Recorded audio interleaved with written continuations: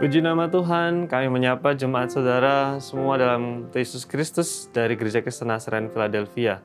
Sangat bersyukur karena kita punya kesempatan di hari yang baru, dengan berkat yang baru, dengan kemurahan yang baru, yang daripada Tuhan. Saya ingin mengajak kita semua untuk merenungkan satu bagian firman Tuhan, yaitu Ibrani pasal 12 ayat yang ketiga, yang berkata, "Ingatlah selalu akan Dia yang tekun menanggung bantahan yang sehebat itu terhadap dirinya dari pihak orang-orang berdosa, supaya jangan kamu menjadi lemah dan putus asa."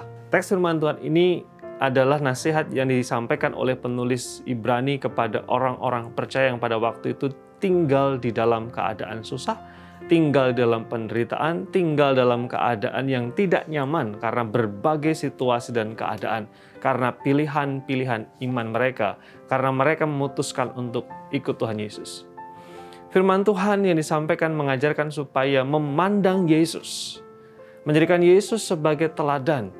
Dia pribadi yang benar, dia pribadi yang penuh kasih, datang untuk manusia berdosa, tetapi dikatakan di sana dia justru menanggung bantahan, menanggung penderitaan, menanggung cercaan, menanggung siksaan, bahkan mati di tangan orang berdosa. Ketika berkaca kepada penderitaan Kristus, nasihat firman Tuhan menjelaskan supaya kita juga tidak menjadi lemah ketika kita menghadapi kesulitan, tantangan, dan berbagai-bagai penderitaan kehidupan. Suatu waktu ada seorang anak muda yang mengalami depresi, putus asa di dalam kehidupannya. Dia pulang, lalu kemudian dia membanting pintu, dia masuk kamar, lalu kemudian dia melemparkan badannya ke tempat tidur, menutupi mukanya dengan bantal. Dan karena begitu kesal dan begitu tertekannya, dia sampai tertidur di dalam situasi penat gitu. Di dalam tidurnya dia bermimpi, di dalam mimpinya dia bertemu Tuhan. Lalu bertanya kepada Tuhan, "Tuhan, mengapa Tuhan izinkan saya menanggung berbagai penderitaan yang sekarang saya hadapi? Ini tidak adil Tuhan, terlalu berat. Tuhan, kenapa Tuhan izinkan ini menimpa saya sedangkan orang lain tidak menimpa atau tidak mengalami apa-apa? Hidup mereka enak-enak, nyaman saja, tidak seperti saya."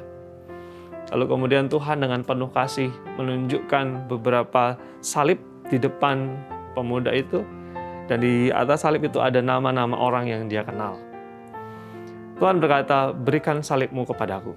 Pemuda ini memberikan salib penderitaannya kepada Tuhan. "Cobalah kamu tanggung salib dari nama-nama yang kamu kenal." Ada nama Ibu X di sana. Ketika salib itu diberikan kepada pemuda ini dan dicoba untuk dipikul, dia langsung tersungkur dan jatuh karena terlalu berat. Ketika memegang salib itu, dia memahami bahwa sesungguhnya salib penderitaan dari Ibu X ini tidak semudah yang dia bayangkan. Ibu X adalah orang yang kaya, punya rumah mewah, mobil mewah, pendapatan yang cukup besar. Tetapi di balik kemewahannya ternyata dia memahami bahwa Ibu X itu sedang dalam keadaan tertekan karena suaminya tidak setia, anak-anaknya terkena narkoba, dan berbagai kesulitan yang lain yang pemuda ini tidak mampu menanggung kalau misalnya itu menjadi salibnya. Tuhan tunjukkan ada Bapak Y, ada salib di sana. Kemudian ketika pemuda ini memegang dan mencoba memikul salib itu, dia langsung menangis karena begitu beratnya salib itu. Bapak Y seorang yang sederhana, kelihatannya tenang-tenang, hidupnya nyaman-nyaman. Tapi ternyata di rumah, anaknya selalu mengadu bahwa di sekolah dibully. Bapak Y sendiri di kantor dijauhi teman-temannya. Dan juga istrinya terancam di PHK.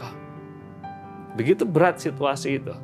Lalu ada salib lagi yang pemuda ini merasa bahwa mungkin dia akan mampu menanggung itu karena di sana ada salibnya seorang yang dia kenal, yaitu temannya yang bernama Z.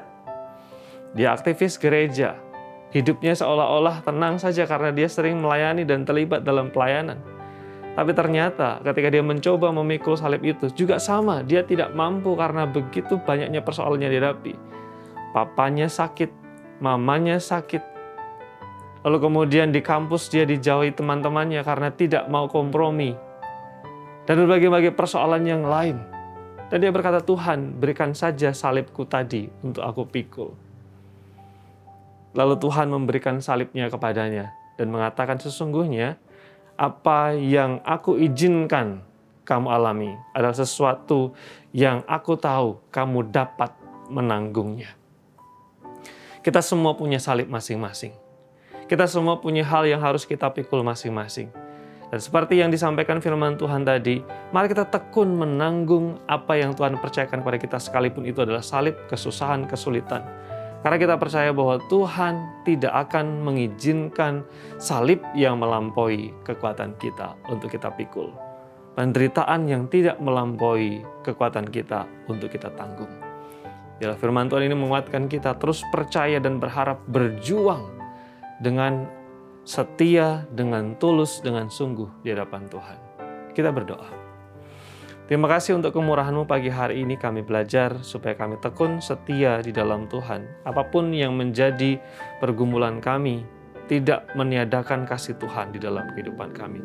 Berikan kami kemampuan, berikan kami kemurahan untuk setia di dalam Tuhan. Di dalam nama Yesus kami berdoa. Amin.